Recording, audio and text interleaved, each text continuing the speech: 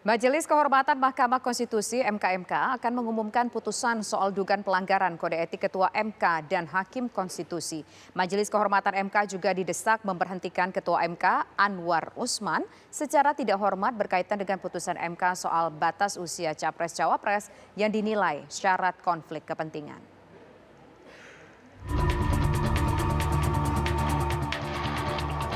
Majelis Kehormatan Mahkamah Konstitusi (MKMK) yang dipimpin oleh Jimli Al-Sidiki akan mengumumkan putusan soal dugaan pelanggaran kode etik Ketua MK dan Hakim Konstitusi.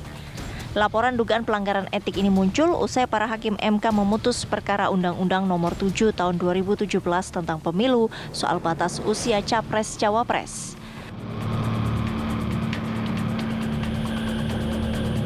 Dalam putusannya, MK mengabulkan gugatan bahwa seseorang bisa mendaftar Capres-Cawapres bila mana sudah berusia minimal 40 tahun atau sudah pernah menduduki jabatan publik melalui pemilihan langsung. Putusan MK ini pun menuai polemik karena bagi para pelapor, hal tersebut dinilai memiliki konflik kepentingan. Terkait dengan putusan itu, masyarakat juga melihat ada fakta hubungan periparan antara Presiden Jokowi dengan Ketua Mahkamah Konstitusi, sehingga menurut Undang-Undang Kekuasaan Kehakiman, hubungan seperti itu seorang hakim dilarang untuk memimpin persidangan dan menyidangkan perkara itu sampai diputus. Kalau harapannya sendiri? Kalau kami mintanya diberhentikan dengan tidak hormat. Majelis Kehormatan MK sudah melakukan rapat internal mengenai sanksi yang akan diberikan jika Hakim Konstitusi melanggar kode etik. MKMK akan mengumumkannya Selasa sore ini. Menurut pakar hukum tata negara Margarito Kamis, putusan MKMK secara hukum tidak bisa menganulir putusan Mahkamah Konstitusi. Perubahan putusannya tidak bisa. Undang-Undang Dasar tidak menyediakan mekanisme itu. Undang-Undang Mahkamah Konstitusi tidak menyediakan. Majelis Kehormatan Mahkamah Konstitusi? Undang-Undang Mahkamah Konstitusi tidak menyediakan cara itu. Undang-Undang Kekuasaan tidak menyediakan cara itu. Dan karena itu MKMK tidak memiliki kewenangan untuk mengoreksi putusan. Titik. Okay. Kita bicara hukum ya. Okay. Kalau ada bicara politik, kalau kita ada bicara masa depan, lain lagi ceritanya. Begitu ya. Tapi kalau ada bicara sistem kita hari ini, begitu sistemnya. Sementara itu, Zainal Arifin Mukhtar memperkirakan ada sejumlah alternatif putusan MKMK dalam memutus perkara etik Hakim Konstitusi. Kemungkinan pertama saya kira Pak Jimli dan kawan-kawan MKMK akan memutuskan itu menjatuhkan sanksi, tapi tidak berpengaruh pada putusan karena putusan sendiri sudah ada jalurnya. Jalurnya yaitu Mahkamah Konstitusi, dan sekarang sudah ada beberapa permohonan yang masuk mengenai pasal 169 itu. Yang kedua, kemungkinannya MKMK akan menjatuhkan sanksi etik lalu membicarakan soal apa implikasi pada putusan. Membicarakannya itu adalah tidak menghilangkan putusan, tapi kemudian mengatakan bahwa putusan ini kayaknya terpengaruh nih. Putusan ini diambil dengan konstelasi yang tidak jelas. Jadi bukan masuk di amar soal menyatakan putusan itu tidak benar, tetapi masuk di ratio decidendi-nya atau alasan menuju ke arah putusan MK. MK akan bisa-bisa Jimli dan kawan-kawan akan menyinggungnya tuh, akan menjelaskan kenapa putusan itu menjadi keliru dan lain-lain sebagainya. Tapi apakah membatalkan? Tidak. Bagi Zainal Arifin Mukhtar, pelanggaran etik sudah bisa jelas terlihat. Tinggal bagaimana hukuman yang akan diberikan pada Hakim Konstitusi. Dari Jakarta, Tim TV One mengabarkan.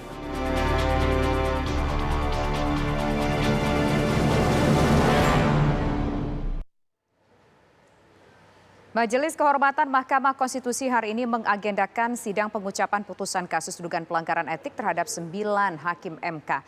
Dalam agenda ini, Majelis Kehormatan Mahkamah Konstitusi akan membacakan putusan terhadap 21 laporan pelanggaran kode etik yang masuk. Lantas pemirsa, seperti apa suasana terkini di Mahkamah Konstitusi saat ini? Bersama kami telah ada rekan kami Prita Zega. Prita Zega, silakan dengan laporan Anda pada pukul berapa nanti akan diumumkan hasil putusan dari MKMK ini? Ya, hingga pukul 14:43 sore hari ini sidang putusan dugaan pelanggaran kode etik yang diduga dilakukan oleh Ketua Mahkamah Konstitusi Anwar Usman ini masih belum dimulai sesuai yang sebelumnya diinformasikan oleh Ketua Majelis Kehormatan Mahkamah Konstitusi Jimli Asyidiki mengatakan bahwa nantinya pembacaan putusan ini akan dijadwalkan pada pukul 16.00 atau pada pukul 4 sore. Artinya ini sekitar 1,5 jam lagi maka sidang putusan ini akan dimulai.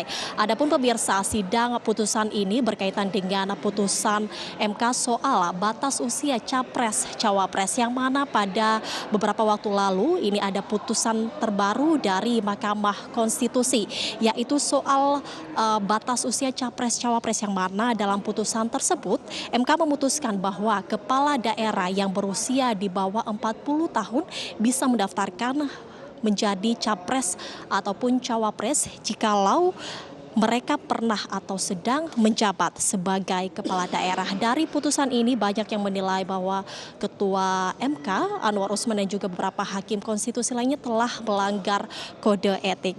Dan tadi pemirsa adapun tadi sempat kami wawancara, ini Jubir MK Fajar Laksono mengatakan bahwa untuk hari ini telah diundang 21 pelapor yang sudah melaporkan Ketua MK Anwar Usman dan juga hakim konstitusi lainnya. Namun masih belum dikonfirmasi apakah ke-21 orang tersebut akan hadir hari ini. Pastinya kita akan menantikan bagaimana hasil sidang putusan hari ini. Demikian kembali ke Anda di studio. Baik, terima kasih Prita Zega atas laporan Anda.